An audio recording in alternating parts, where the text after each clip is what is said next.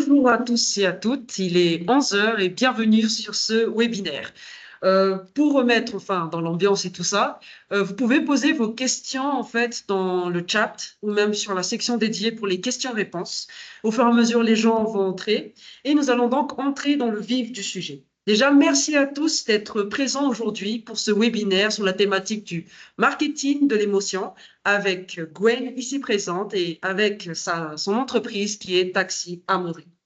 Avant de commencer, on va faire une petite session, on va dire, de questions, on va dire voilà, on va dire, mettre dans l'ambiance. Si tu avais un super pouvoir, Gwen, pour une journée, lequel choisirais-tu? Alors, bah, déjà, bonjour à tous. Et pour répondre directement à la question un super pouvoir, je dirais que ça serait de me télétransporter. Te télétransporter, mais pourquoi? Parce que j'adore voyager et que j'aimerais bien pouvoir choisir là tout de suite une destination et y rendre. En effet, sans payer le billet, ce serait vraiment bien. Ah oui, c'est clair. Et aussi, là, on aimerait bien voir, après, dans la vie du quotidien, j'imagine même quand tu es entrepreneur, tu dois gérer à la fois la vie de famille, la vie quotidienne, plus ton entreprise. Si tu pouvais éliminer, on va dire, une corvée au quotidien dans ta vie pour toujours, ce serait laquelle? Excellente question. Euh, une corvée. Alors là, je sais pas. Peut-être le ménage. Peut-être le ménage parce que ça prend beaucoup de temps et une personne que j'aime beaucoup une fois m'a dit en fait le ménage c'est être extrêmement productif sans te rapprocher forcément de tes objectifs. Je comprends. Voilà. Et d'ailleurs, pour le public aussi, on aimerait quand même savoir si tu as un documentaire ou un podcast, parce que je l'imagine, en tant qu'entrepreneur, en tant que jeune même, il y a peut-être des documentaires ou des podcasts que tu écoutes qui peuvent t'inspirer au quotidien, qui te motivent. Est-ce que tu pourrais en recommander quelques-uns justement pour notre public ici présent? Alors ben ici localement pour l'entrepreneuriat à Madagascar, j'ai beaucoup écouté les podcasts, enfin le podcast de Storytown et plus à l'international le podcast boldway.fr qui est le podcast des entreprises créatives. Intéressant. En tout cas, j'en prends note et j'espère que tout le monde aussi a pris note là-dessus parce que c'est très important en tant qu'entrepreneur et même pour ceux qui veulent se lancer, de justement s'ouvrir vers plusieurs possibilités, d'autres horizons, avoir cette ouverture d'esprit. Et justement, on parle beaucoup d'entrepreneuriat et tout, et je pense que ce serait l'idéal si tu pourrais aussi te présenter, toi en tant que Gwen, mais aussi en tant que CEO de Taxi Amore. Pourrais-tu parler aussi de ton activité? Bah alors, que dire en premier bah, je suis Gwen, du coup, pré-adulte, comme j'aime bien le dire. Et alors, j'ai été diplômée en marketing communication en 2019 et j'ai travaillé depuis beaucoup dans le marketing, dans le branding. Je suis très intéressée par tout ce qui est design, architecture d'intérieur, branding et par tout ce qui est art en général. Donc, beaucoup les arts créatifs, la peinture, le dessin, l'écriture, un petit peu tout ça. Et pour présenter un peu Taxi Amoré, en gros, c'est une entreprise que nous avons fondée avec Gloria, qui est aussi ma meilleure amie il y a bientôt un an maintenant. Et c'est une entreprise de design d'art floral. Nous créons aussi des objets design et des objets lifestyle. Voilà un petit peu pour faire court.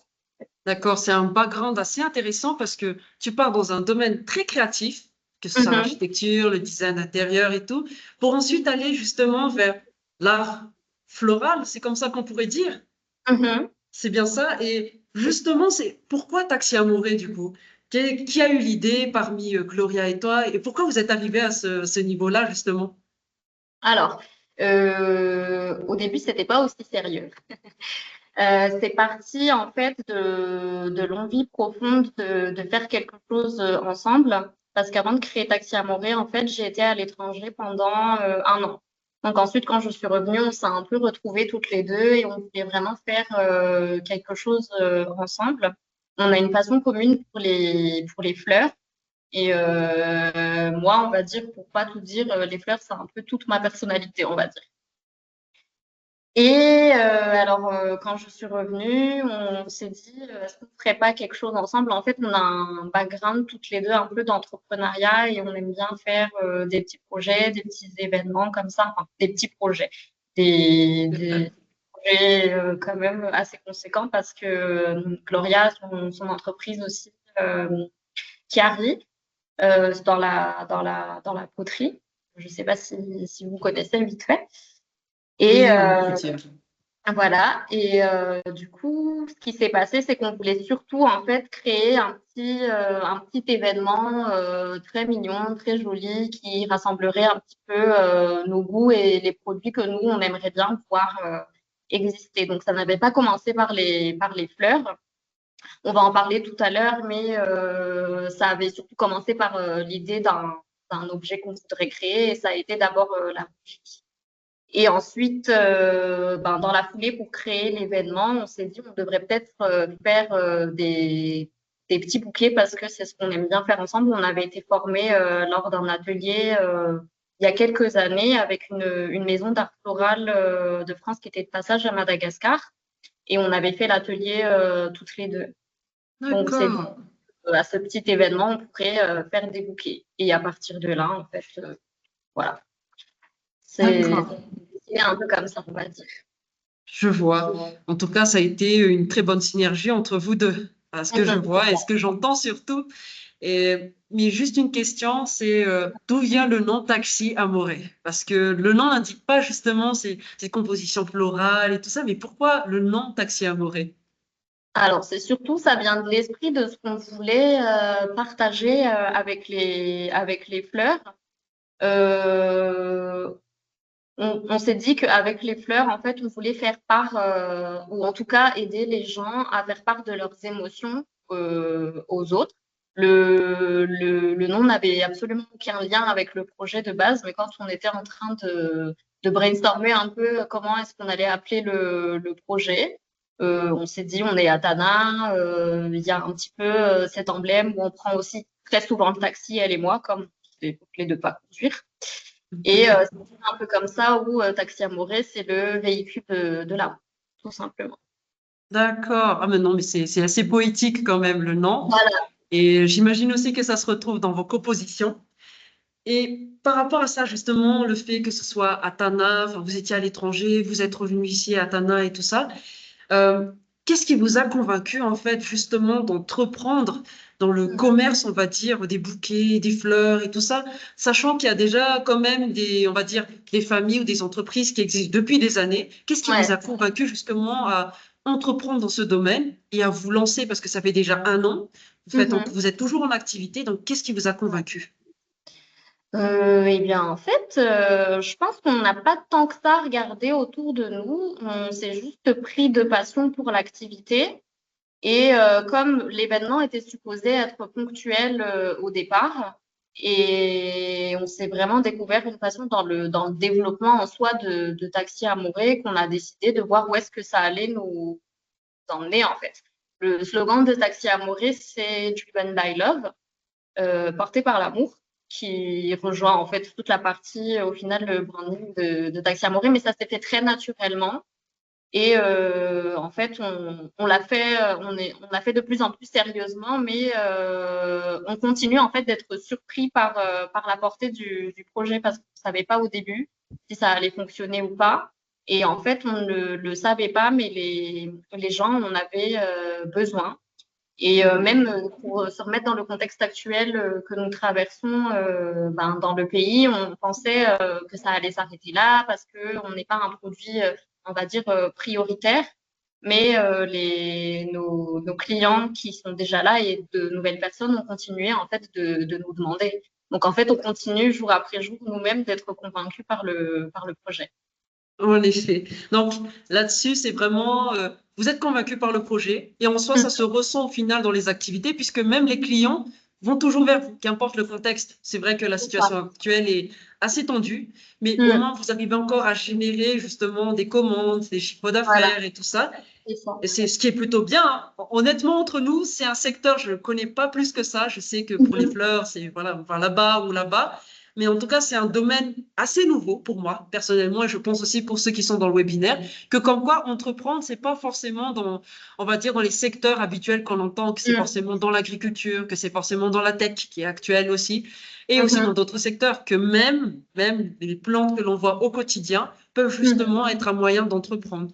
Ouais. Et justement, comment tu as fait, comment vous avez fait pour avoir votre premier client? Est-ce que tu as pitché? Est-ce qu'ils sont venus vers vous? Ou comment tu as fait justement pour avoir ce premier contrat pour ensuite chercher d'autres contrats? Si tu pourrais un peu plus nous raconter par rapport à ça.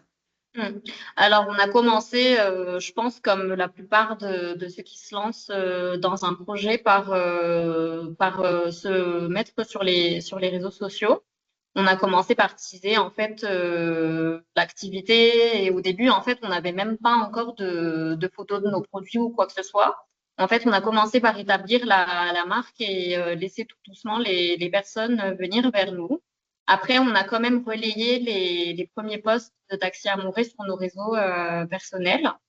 Et comme nous sommes toutes les deux déjà dans la vie active, je pense que c'est de là que nous viennent nos premiers clients. Donc, nos premiers bouquets ont été envoyés, ont été commandés par des personnes que nous connaissions déjà sur nos autres projets entrepreneuriaux, etc. Je vois.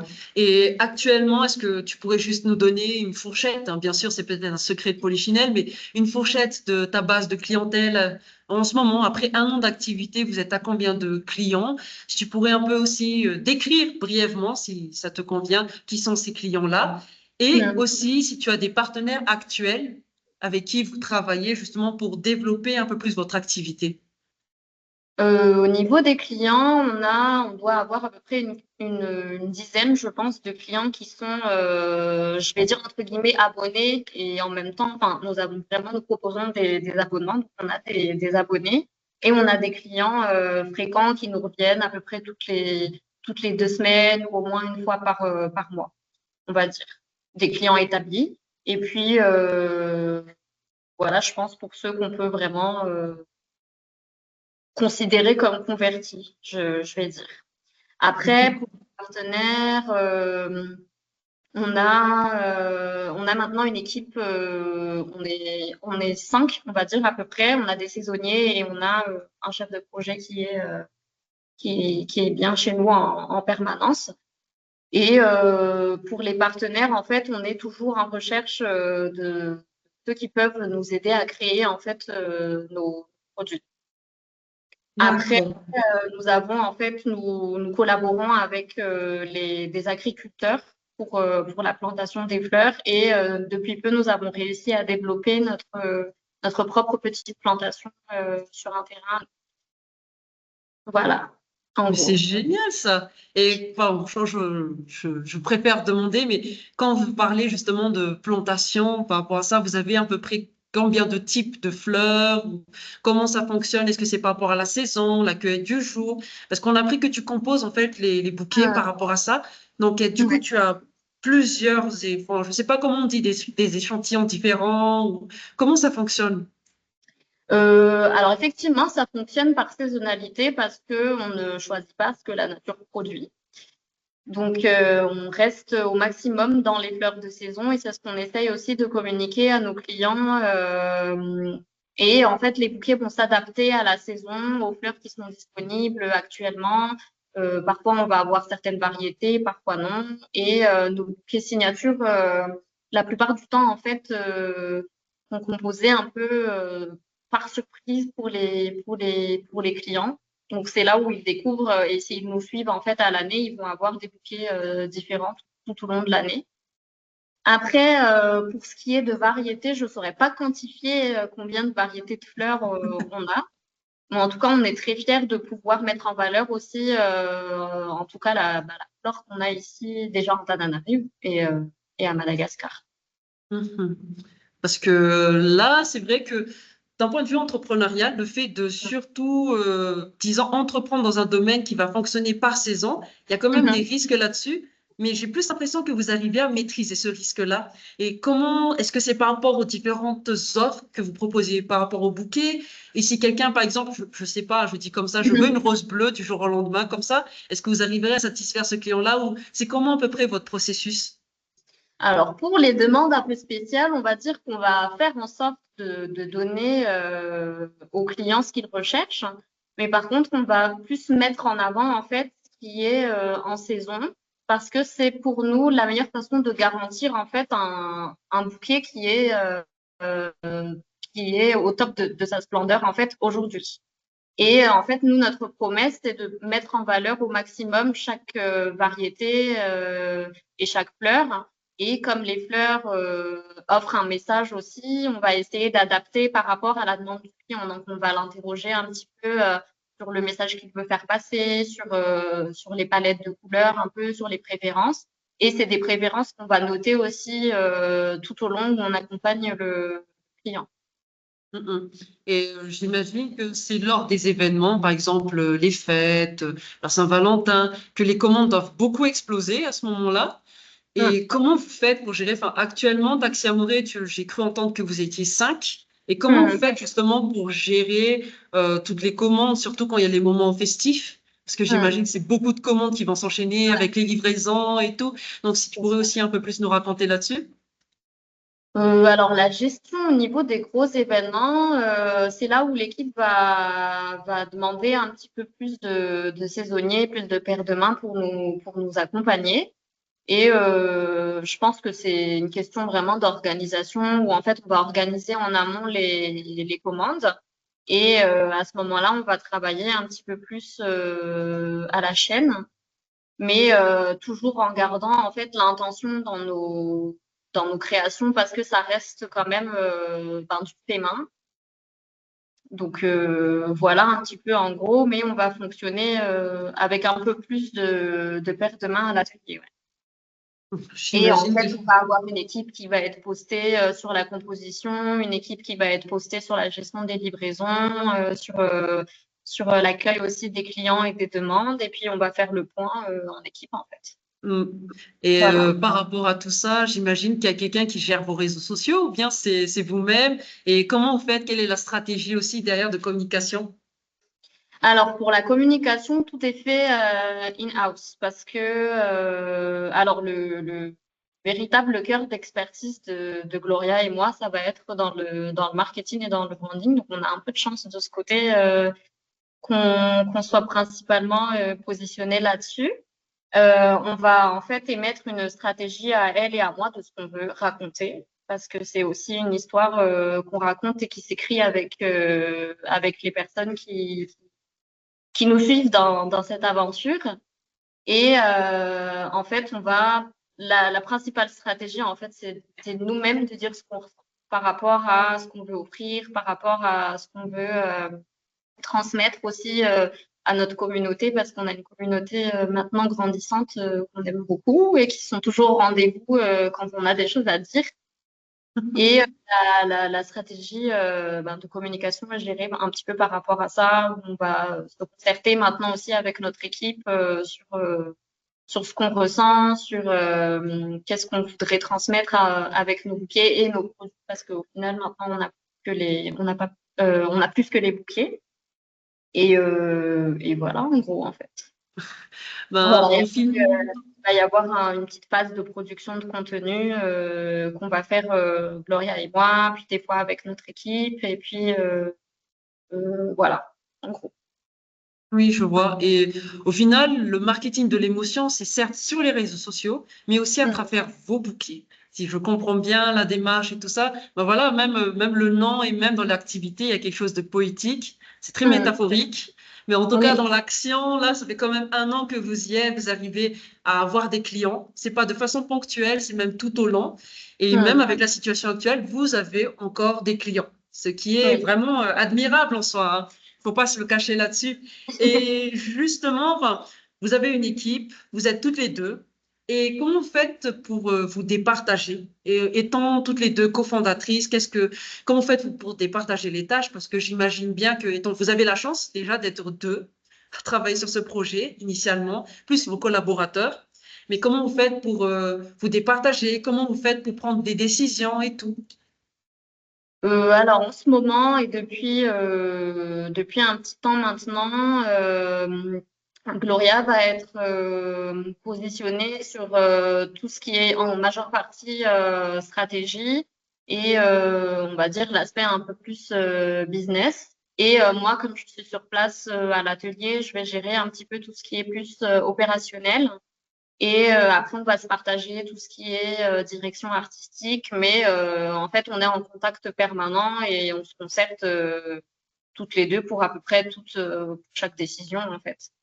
On va dire que l'organisation de Taxi Amoureux, c'est un petit peu une extension aussi de nous-mêmes et de comment est-ce qu'on s'organise déjà dans la vie de tous les jours. Et au niveau décision, bah, ça va être une concertation et chacun va donner un peu son avis, son expertise, et les décisions vont se prendre de cette façon-là. D'accord, je vois. Ça vous arrive quand même de vous disputer entre vous? Non, jamais. En Jamais? tout cas, c'est pas encore arrivé. Ça nous arrive de pas être d'accord, mais on a la chance d'être, je pense, suffisamment émotionnellement intelligent pour discuter de tout ça de façon très neutre. Il n'y a jamais eu vraiment d'animosité. Et, voilà, on s'est gardé notre sérieux de ce côté-là, on va dire. Mais après, vous avez certainement l'avantage puisque vous vous connaissez depuis, j'imagine, plusieurs années ou même depuis un moment. Et en même temps, ça fait une très bonne synergie puisque vous Mm, êtes à peu près dans le même domaine, vous avez initié le projet ensemble et tout. mm, Mais c'est une question que je pose parce que très souvent, quand il y a des cofondateurs, il y a parfois des mhm, petits conflits. Par exemple, tel va aller dans telle direction, tel. D'où la question justement, comment vous faites pour mm. prendre les décisions? Mais en soi, Ouais, je vois que vous avez une très bonne synergie et c'est pour ça aussi que les activités arrivent à bien avancer. c'est Et vrai. justement, c'est vrai qu'on a posé que vous avez quand même un background dans tout ce qui est, on va dire, marketing, communication et tout. Mais Mhm, j'aimerais savoir comment vous faites, plutôt, qu'est-ce qui vous inspire actuellement ou bien avant pour créer justement votre contenu? Parce qu'on a regardé un peu sur votre réseau social de mhm. Instagram. Et d'ailleurs, Ouais. j'invite ceux qui nous écoutent actuellement à aller sur la page de Taxi Amouré, abonnez-vous parce que le contenu est incroyable. Pour ceux qui sont entrepreneurs, inspirez-vous. Inspirez-vous parce que là, c'est une masterclass. J'espère que les gens poseront des questions en ce sens parce que là, c'est vraiment la thématique du marketing de l'émotion. Et même juste en regardant votre Insta, on se dit, OK, je vais commander. Je sais pas, je vais peut-être commander pour moi, peut-être juste pour quelqu'un pour l'occasion, mais en tout cas, derrière, on sent qu'il y a du travail. On sent qu'il y a l'amour du travail pour votre projet. Et justement, on aimerait savoir qu'est-ce qui vous inspire justement pour le créer. Alors, je dirais que l'inspiration numéro une, c'est déjà notre amitié et, euh, et l'amour en fait qu'on porte à l'intérieur de nous. Alors, c'est très très bisounours hein, tout ce que je vais dire, mais je pense que la force principale et première de Taxi Amoureux, c'est vraiment, je pense, toute la passion qu'on a déjà pour ce qu'on fait. La passion qu'on a pour notre projet, qu'on a aussi vers notre équipe qui s'est créée et qui nous ressemble à 1000%. Et alors ensuite, on va aussi s'inspirer en fait du contenu que nous on aime consommer sur tout réseau confondu. Ça va être Instagram, TikTok, etc. Mais ça va être transposé au message que nous on veut réellement dire en fait. Donc on va avoir plusieurs références. Et on est aussi beaucoup documenté en fait on aime bien dire par exemple, enfin se dire à nous-mêmes et dire à notre équipe de cultiver en fait et de développer son œil un peu design, de s'intéresser même à des choses auxquelles on ne s'intéresserait pas forcément au premier abord. Donc il y a beaucoup de consommation derrière de ce que les autres font aussi, des marques internationales qu'on apprécie, des marques qui nous viendraient pas forcément à l'esprit d'apprécier, mais qu'on apprend aussi à apprécier et on apprend leur message. Donc on consomme nous-mêmes beaucoup aussi de ce qui se passe sur les réseaux sociaux en gros. Et puis après, voilà. Puis après, pour tout ce qui est côté la production de contenu, en fait, on aime vraiment se consulter déjà toutes les deux de ce qu'on aimerait se dire l'une à l'autre, de ce qu'on aimerait dire aux personnes qu'on aime. Et je pense que voilà, donc on essaie de garder au maximum aussi l'authenticité et en fait, je pense que ce qu'on aimerait transmettre, c'est que derrière une marque, il y a des vraies personnes qui ont de vraies émotions. Et je pense qu'il n'y a que comme ça, en fait, qu'on peut communiquer efficacement sur ce qu'on veut vraiment dire. Oui, c'est sûr. Et d'ailleurs, après, je vois aussi que vous avez des concurrents sur le marché qui commencent aussi enfin, qui étaient là ou qui commencent à entrer. Mais justement, si tu pourrais dire, je dirais pas en quelques mots, je préfère même que tu me racontes même une histoire, c'est Mhm. comment vous faites justement pour vous différencier de cette concurrence qui était déjà présente, qui est naissante, Mhm. peut-être qui va venir, mais comment vous faites pour vous différencier ou qu'est-ce qui va différencier Taxi Amoré des autres concurrents?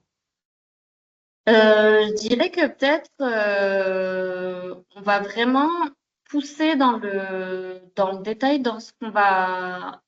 En tout cas, on essaye de ce qu'on va produire. C'est-à-dire que sur, on va dire une saison en particulier, je dis n'importe quoi, on va parler peut-être de la Saint-Valentin. On va essayer en fait au maximum de se poser la question, nous, en fait, comment est-ce qu'on aimerait qu'on nous offre les choses? Comment est-ce qu'on aimerait déclarer notre amour, on va dire? Et notre différence au niveau, si je parle des bouquets, en fait, ça va être de faire comme on le sent. Il y a des techniques, bien sûr, en art floral qu'il faut respecter pour que ça reste solide, que ça tienne debout, etc. Mais je vais pas dire on fait au feeling parce que c'est pas tant ça, mais c'est aussi ça en même temps. Mais c'est de mettre toute l'intention qu'on peut dans nos bouquets, en fait.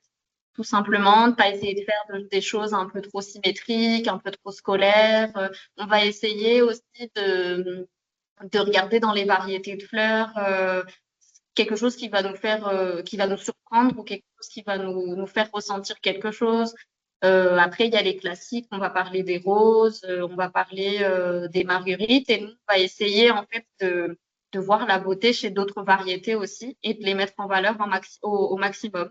Donc, leur donner la place qu'elles méritent dans des bouquets et de travailler un peu l'harmonie sur tout ça. Et puis après, côté packaging aussi, on va essayer de donner le max pour que ça soit joli, pour que ça parle aux gens. Et on y met un maximum de nous-mêmes, je pense. Je ne sais pas si ça fait vraiment la différence au niveau de comment est-ce que les autres procéderaient, mais en tout cas, nous, c'est comme ça qu'on fonctionne. Je vois. Et d'ailleurs, je reviens quand même vers le public. Si vous avez des questions, n'hésitez pas à le poser dans le chat ou même dans la section questions-réponses, si au cas où vous ne le voyez pas. N'hésitez pas à poser des questions. On aura une séance juste après, on va dire dans une dizaine de minutes. Donc, allez-y, posez les questions. Et je reviens justement vers ce que tu as dit, c'est vraiment l'authenticité et ça se voit même quand tu en parles, ça se sent que c'est un peu ton enfant que tu es en train de mettre en œuvre et tout. Et j'imagine que même sur enfin le contenu sur Insta, je n'ai rien à dire, c'est beau. Là-dessus, je trouve c'est un travail, ça donne envie de commander et encore d'en commander plus. Mais par rapport à tout ça, c'est une question hein, qui vient. Et Mhm. par rapport à vos créations, vos contenus, c'est vrai qu'on est là pour attirer le client. Et que penses-tu justement de l'IA? Parce que c'est un outil, mais est-ce que vous l'utilisez? Comment vous l'utilisez? Est-ce que c'est un point de vue marketing ou bien c'est pour créer les visuels? Ou comment est-ce que, enfin, dans l'ère actuelle, c'est vrai qu'il y a beaucoup d'outils, même les réseaux sociaux, et d'ailleurs on va y revenir. Mais Mhm. comment vous voyez en fait l'IA dans l'entrepreneuriat? Alors l'IA, j'ai envie de dire que dans l'époque où on vit, on a l'incommensurable privilège en fait d'avoir toute une panoplie d'outils. L'IA, on n'est pas très familier avec l'utilisation de l'IA. On va s'en servir, je pense, un petit peu comme tout le monde pour aider à structurer surtout nos idées.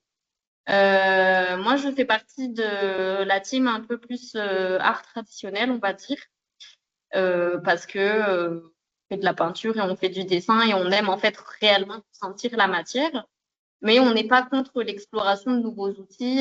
Ça peut nous aider à faire ressortir quelque chose en fait. Si Je ça peut vois. nous aider, nous accompagner dans nos créations, peut-être nous faire gagner du temps, nous inspirer sur certains aspects de la création, il y a pas de souci. C'est même plutôt cool. Oui, ben, c'est sûr, c'est un outil qui est très intéressant, mais donc là-dessus, on va dire que même dans vos contenus, on va dire, c'est tout est fait main. Voilà, C'est c'est ça, à la fois des bouquets, pour puisque l'instant. la Voilà. communication, marketing, contenu, tout est main.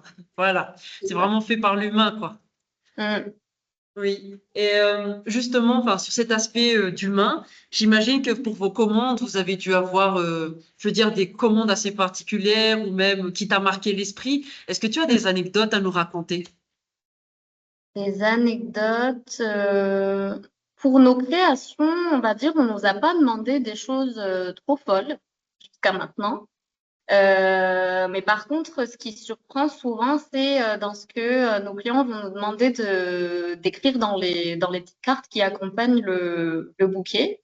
Et en fait, là, on va être témoin de pas mal de belles histoires, d'enfants qui veulent offrir quelque chose à leur maman, de personnes qui vont vouloir peut-être s'excuser aussi et d'offrir un bouquet pour s'excuser. Donc, on va avoir pas mal de petites occasions comme ça.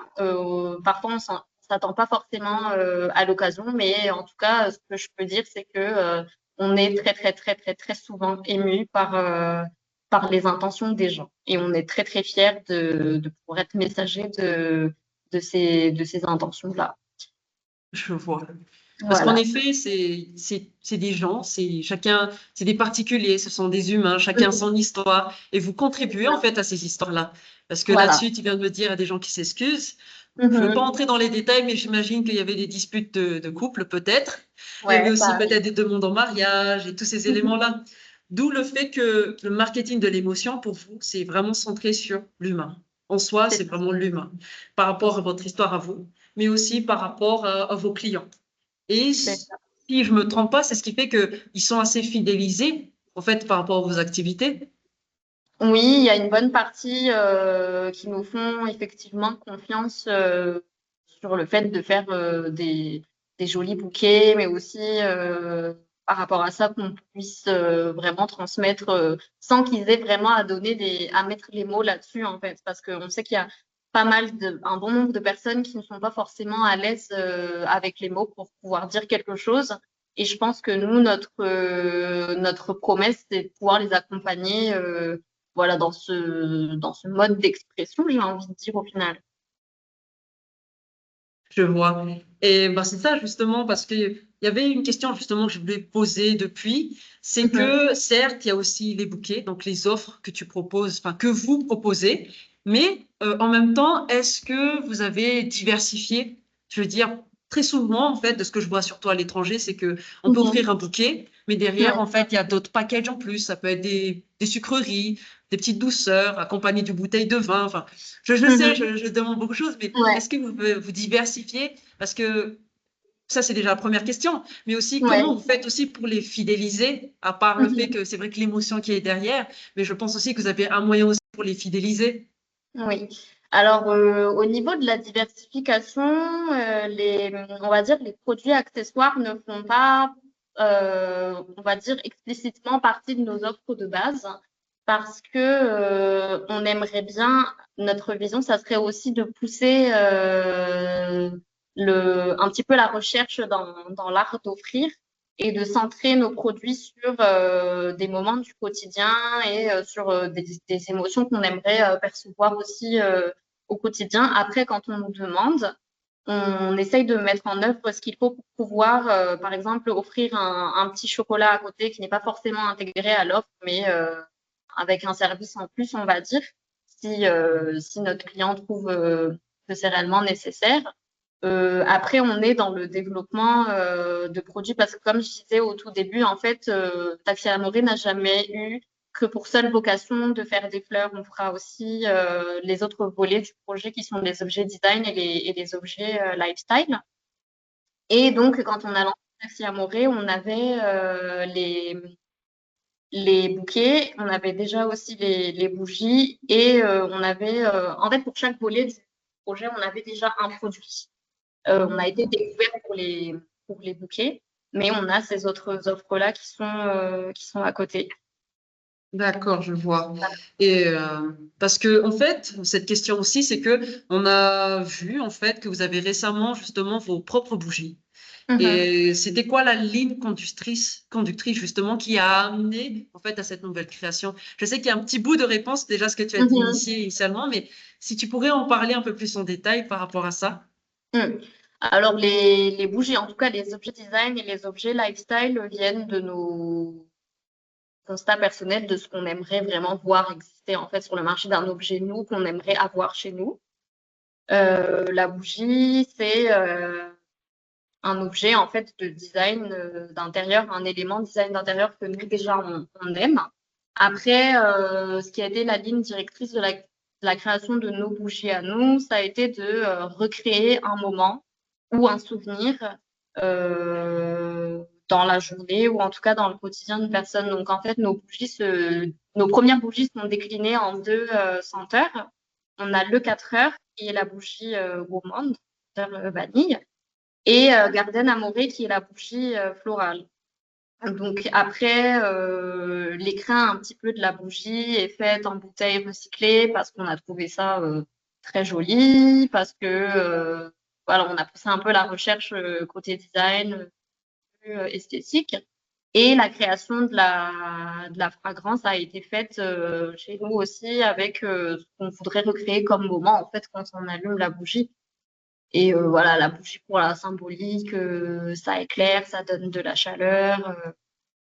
Un petit peu, voilà, il y a pas mal d'éléments qui ont été jetés un peu dans le brainstorming, mais la finalité, c'est qu'on voulait quelque chose de beau et, euh, et quelque chose d'utile. Voilà. Je vois. En tout cas, c'est très porté en fait sur l'expérience sensorielle. C'est vrai C'est avec ça. même vos activités en général, même avec le bouquet, c'est visuellement, l'odeur, le toucher, j'imagine. Voilà. Et les Ouais. bougies, c'est pareil, c'est vraiment créer quelque chose, un souvenir, comme vous avez dit. En tout Voilà. cas, c'est très intéressant. Donc, d'où le fait que j'avais dit initialement, il y a vraiment quelque chose de poétique en fait dans vos activités. Et Mhm. bon, à part cela, sur l'aspect poétique, mais là aussi, je vais entrer dans l'aspect que les entrepreneurs n'apprécient pas du tout, administratif et financier. Voilà. Ouais. D'un point de vue Le administratif, nerf de comment la vous guerre. faites? Ouais. Oui, c'est ça, c'est parce qu'on est là, c'est vraiment sur l'aspect, on le sent, vous êtes vraiment des créatrices. Et il y a Mhm. vraiment un travail derrière, il y a vraiment l'expérience de l'utilisateur en fait qui est vraiment tout orienté dans votre démarche. Mais voilà, en tant qu'entrepreneur aussi, il y a cet aspect administratif et même Mhm. financier. Donc, Ouais. comment vous faites pour gérer ce côté administratif? Et aussi en tant que, on va dire, entreprise naissante, quel Mhm. type de financement vous avez opté justement pour démarrer votre activité et continuer? Alors, pour démarrer l'activité, on a tout fait en fonds propres. Parce que ça partait d'un événement, enfin l'idée c'était de faire un événement ponctuel. Donc on s'est concerté avec Gloria pour dire voilà, on va faire ce projet en fait et on s'est tout de suite posé la question de quoi est-ce qu'on aurait besoin et puis voilà, on a avancé les dépenses en fonction. Et au fur et à mesure en fait où le projet a commencé à générer du revenu, le projet maintenant s'autosuffit. Et on réinjecte en fait les fonds pour le développement en fonction. Donc côté financier, c'est un peu, enfin dit simplement, c'est un peu comme ça que ça fonctionne. Et voilà, en gros. Ah oui, quand même. Donc, fonds propres, vous êtes allé sur vos activités et tout et tout. Et après, là, au bout d'un an, vos Hmm, activités elles sont autosuffisantes. c'est ça. Ça veut dire que vous générez quand même beaucoup de commandes, hein, mine de Pas rien. mal, on va dire, ouais. On va pas se mentir, on tient debout. Ah oui, quand même. Et juste comme ça, bon, en même temps, ça va peut vous faire de la publicité. Est-ce que tu pourrais un peu plus détailler ton offre, même fourchette de prix, ça peut être combien? Parce que je comprends aussi que c'est personnalisé.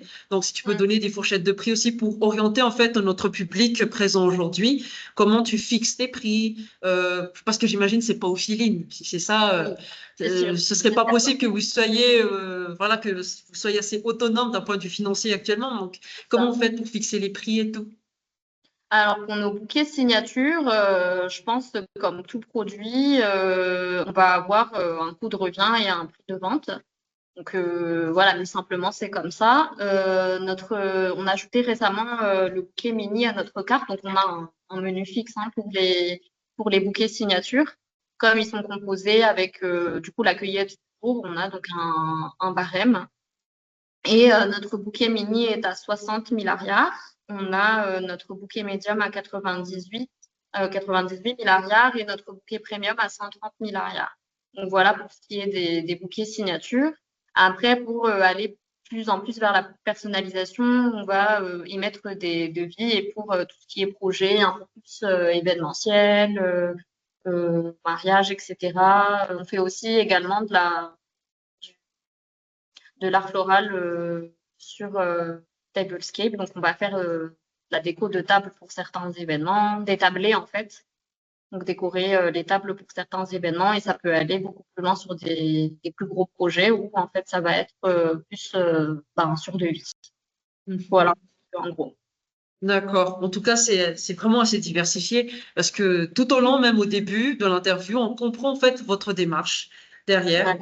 Ça se voit que dans la création, il y a tout est pensé. C'est pas juste fait au hasard. Tout est pensé pour amener Ouais. justement votre clientèle cible à consommer habituellement, pas forcément de façon ponctuelle, mais presque au quotidien, j'ai envie de dire, parce que c'est pas Oui. limité aux événements. Ça peut être, Voilà. allez, enfin, en tout cas, dès qu'on va penser à une composition florale ou à tout autre élément, on va dire, de design derrière, on va Mhm. penser à Taxi Amouré. C'est vraiment ça, en fait, l'idée derrière. Mais en tout cas, C'est ça se ça. ressent, hein, ça se ressent parce que même là, d'un point de vue, on va dire, entrepreneurial, le fait qu'au bout d'un an, vous soyez déjà autonome, on va dire, à ce stade-là, c'est quand même déjà assez admirable et même plutôt surprenant, je dirais même. Ça veut Ah dire que oui. c'est un secteur qui a vraiment un potentiel et vous avez su l'exploiter. Et bien sûr, quand vous avez dit que vous êtes entré sur le marché, c'était vraiment parce que c'est une activité qui vous plaisait. Donc, vous avez Voilà. saisi, on va dire, cette opportunité en soi, parce que ça vous plaisait. Vous vous êtes dit, vas-y, on Mhm. se lance petit à petit et progressivement. Vous êtes arrivé au stade où vous en êtes actuellement. Et Voilà. juste pour savoir comme ça, est-ce que vous avez des ambitions derrière d'aller aussi dans d'autres régions ou même dans d'autres, au-delà de Madagascar, par exemple? Alors, on a une vision globale de ne pas garder que les fleurs dans nos activités. On aimerait vraiment se développer dans tout ce qui est design d'objets en général. Après, pour ce qui est de se développer dans toute l'île, en fait, c'est une étude qui doit être faite parce qu'on ne sait pas du tout à l'heure actuelle comment est-ce que ça fonctionne dans les autres régions. Est-ce que il y a des projets dans le genre qui existent, comment ça fonctionne. Ça pourrait être intéressant d'ailleurs à explorer. Peut-être que dans d'autres régions, on aurait d'autres variétés de fleurs ou peut-être que les bouquets seraient complètement différents aussi. Mais oui, on garde une ouverture sur ça. Et puis de toute façon, nous, notre objectif, c'est vraiment de savoir où est-ce que ce projet peut nous emmener. En tout cas, ce projet a l'air de bien se porter. Je suis sûre que vous irez très très loin dans quelques années. Là, j'en doute pas. En tout cas, il faut toujours continuer sur cette lancée. Toujours pour rappeler pour le public, vous pouvez poser vos questions dans le chat et aussi dans la section questions-réponses. Ne soyez pas timide, on ne mord pas. Donc, allez-y, posez les questions. Et pour moi, en tout cas, j'ai encore une petite question parce que là, on va bientôt entrer dans le temps imparti, en tout cas pour notre échange. C'est là-dessus, par rapport à ton expérience, ton background, surtout académique et même Mhm. professionnel. Qu'est-ce que tu pourrais, on va dire, si tu pouvais, disons, on va dire plus tard, tu seras ministre, on va dire, de l'éducation ou même de la culture ou de l'artisanat. Si tu pouvais ajouter, on va dire, une matière obligatoire à l'école, que ce soit collège, lycée ou même université, laquelle ce serait? Wow, big question. Je pense que ça pourrait être sympa d'ajouter une initiation à la direction artistique. C'est très, très, très vague et très global quand c'est dit comme ça, mais je pense que ce qui nous manquerait, en fait, peut-être, je sais que dans certaines institutions, on a, en tout cas dans les établissements d'études supérieures, on va avoir une matière qui s'appelle design thinking. Euh, Dans les niveaux un peu plus lycée, dans certaines écoles, on va avoir art plastique ou histoire de l'art. Mais je pense que ça pourrait être cool d'ajouter peut-être un module pour initier en fait à s'instruire sur les métiers créatifs, à faire un peu plus de recherche et à développer en fait son catalogue entre gros guillemets de références, à s'intéresser à plusieurs volets ce qui est créatif quoi. Je sais pas si ça fait vraiment sens ce que je dis, mais Je pense que ça fait sens parce que moi-même étant dans un background qui était très orienté vers la création, parce que j'étais aussi dans le Mhm. design et l'architecture, en fait, il y Mhm. avait un module, justement, tu parlais de design thinking, et qui est aussi la Mhm. pensée critique, en fait, que ce C'est soit dans ça. l'histoire de l'art et tout ça. Ça permet, en fait, d'avoir un regard nouveau sur le monde qui nous entoure. Et je Voilà. vois, en fait, ta démarche où tu veux en venir, mais moi, je suis d'accord, hein, s'il y avait ça à l'époque où j'étais encore au lycée ou même au collège, je pense que ça Voilà. m'aurait ouvert l'idée, en fait, d'aller dans ce domaine plus tôt et même Mm. d'initier plus jeune, en fait, parce que j'ai dû attendre plus longtemps, plus tard, Ouais. avant d'entrer dans ce domaine-là. Oui, d'entrer dans Mais cette démarche un peu plus d'exploration, parce il y a beaucoup d'importance qui est mise sur tout ce qui est un peu plus logique, un peu plus mathématique, ce qui est normal parce que ce sont les bases. Mais je pense qu'on n'invite pas suffisamment en fait nos âges, on va dire, à explorer un petit peu, même que ce soit nos goûts personnels en fait. oui, c'est sûr. Et justement, avant que on va venir vers les questions justement du public. Est-ce Mhm. que très bientôt Taxi Amoré prévoit justement des événements ou bien même des masterclass ou d'autres webinaires sur lesquels le public aussi pourrait vous suivre?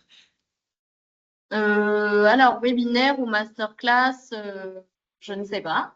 On se prête au jeu si le jeu est disponible.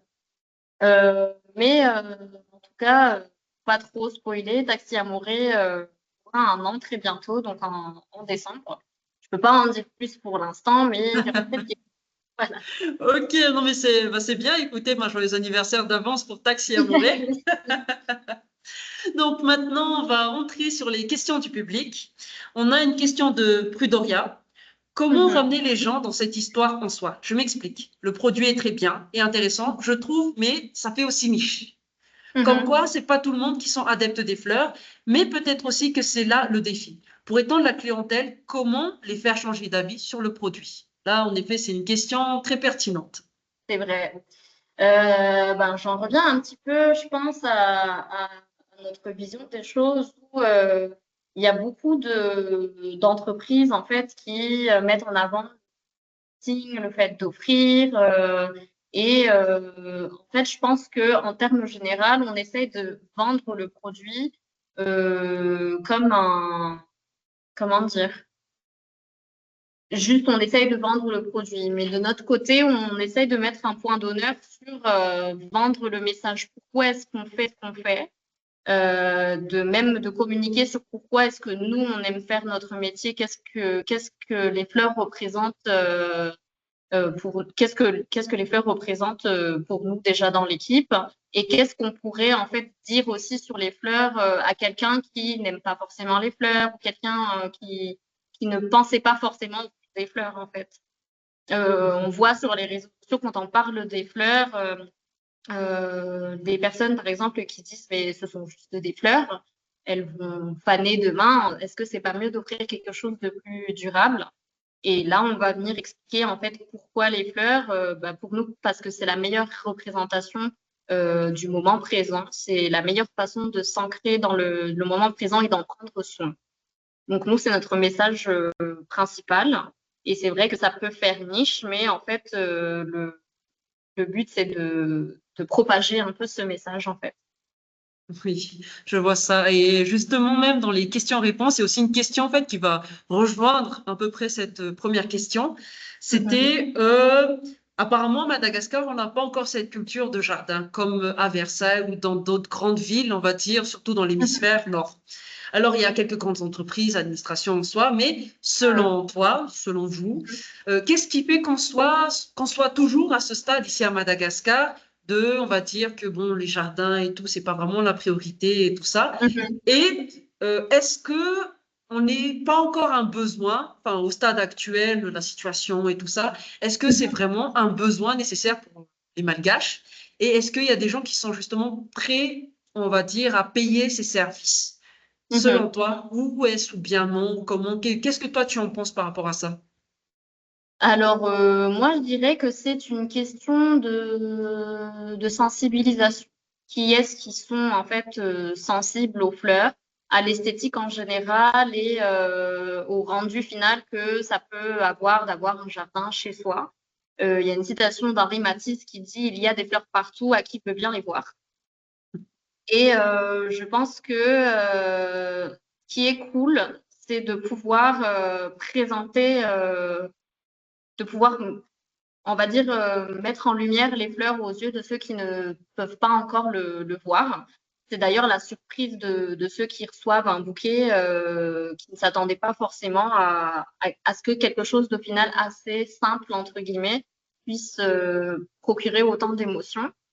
Après pour ce qui est d'un besoin, c'est sûr qu'il y a des priorités et qu'à Madagascar, on va dire que ce qui est esthétique n'est pas forcément, prioritaire, contrairement à ce qui est fonctionnel, et que on va dire que c'est un peu un délire quelque part d'initié.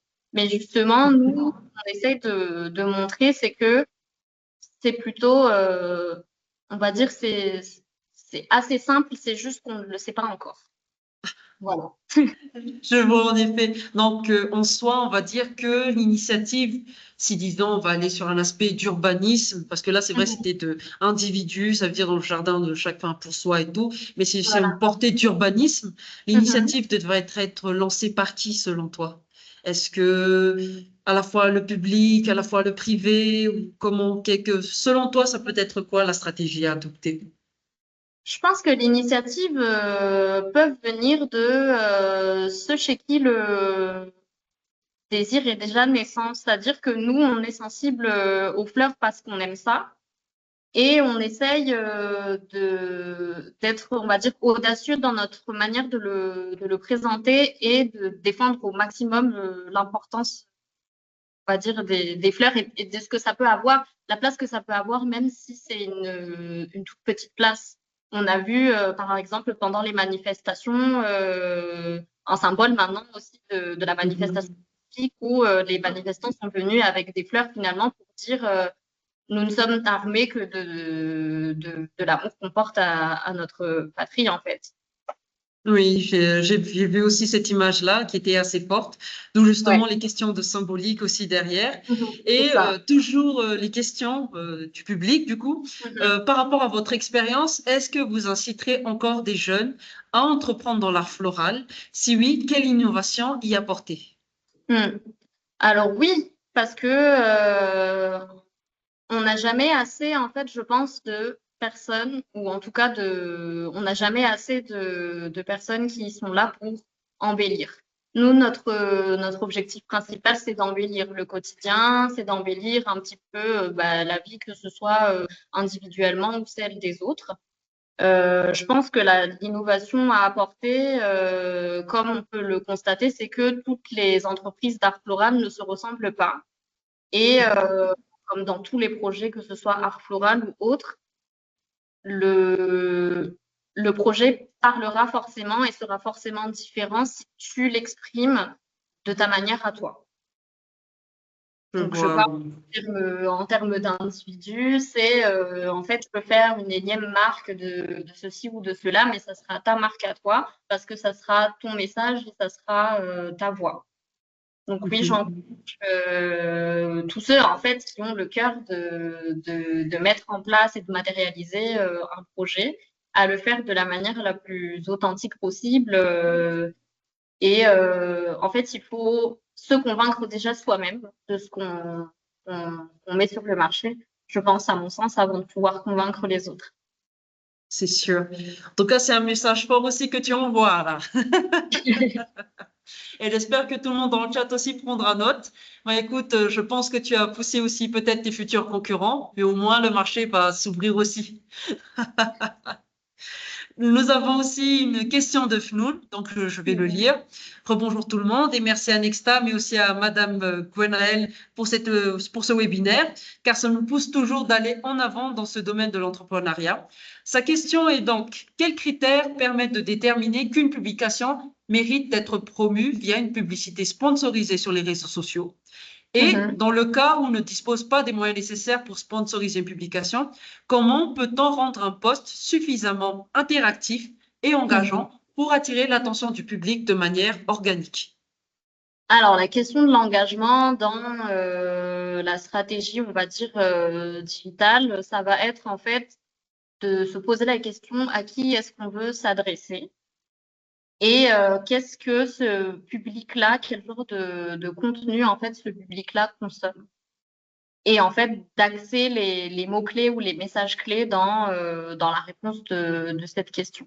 Je vais peut-être redonner un exemple pour nous promouvoir, on va dire, sur une certaine saison, on va dire un bouquet en question. On va parler d'un exemple concret qu'on a connu il n'y a pas longtemps, c'était la fête des mères. Qu'est-ce que nous, en fait, on voudrait dire à quelqu'un pour lui convaincre d'acheter un bouquet, d'offrir un bouquet à sa maman?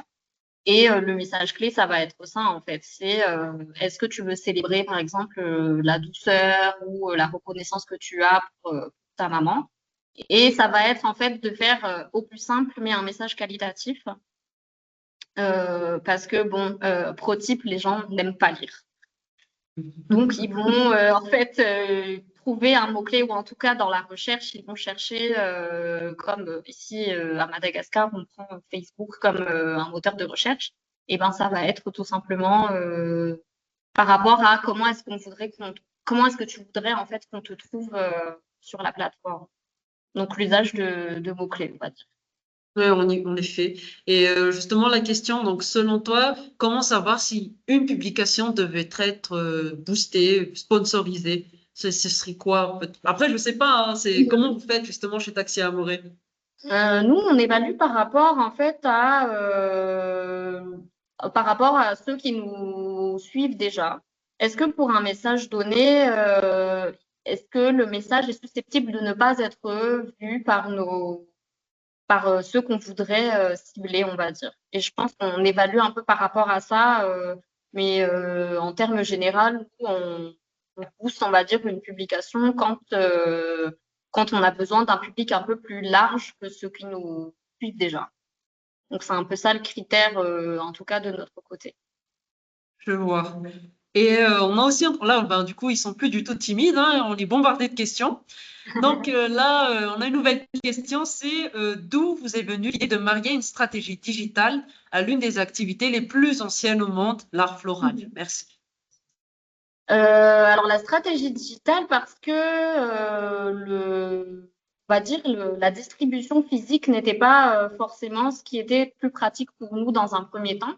On s'est lancé dans une station donc distribuée physiquement, mais comme nous distribuons des périssables, c'est compliqué en tout cas pour nous, de nous positionner sur une distribution physique et d'attendre qu'on vienne vers nous alors que personne ne nous connaît.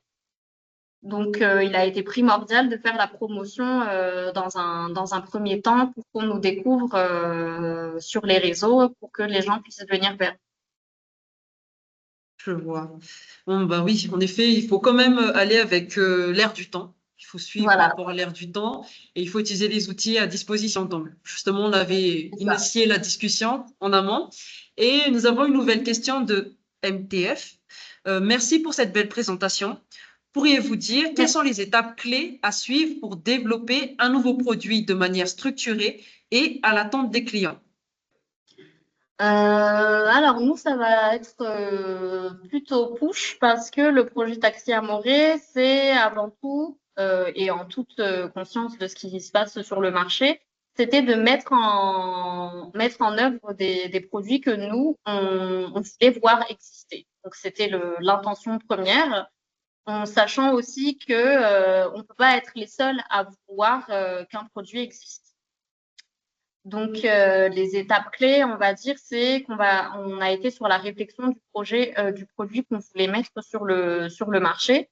on va dire, listé un peu tout ce qu'il nous fallait pour le développer.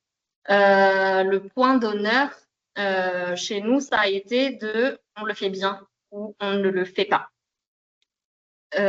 Parce qu'on voulait mettre quelque chose de réellement qualitatif, quelque chose de raffiné et tout simplement donner le meilleur pour aussi dire que même si dans l'entrepreneuriat, ça peut être un peu crafty, on va dire, il n'y a pas de raison qu'on puisse donner quelque chose d'excellent ou en tout cas s'en rapprocher le plus possible.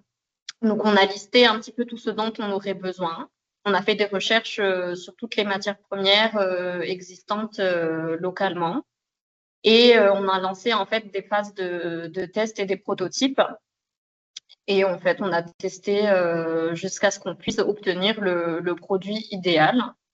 Après, on a sondé aussi beaucoup notre entourage et on a demandé des retours parce que c'est important d'avoir du recul sur le produit qu'on essaie de développer.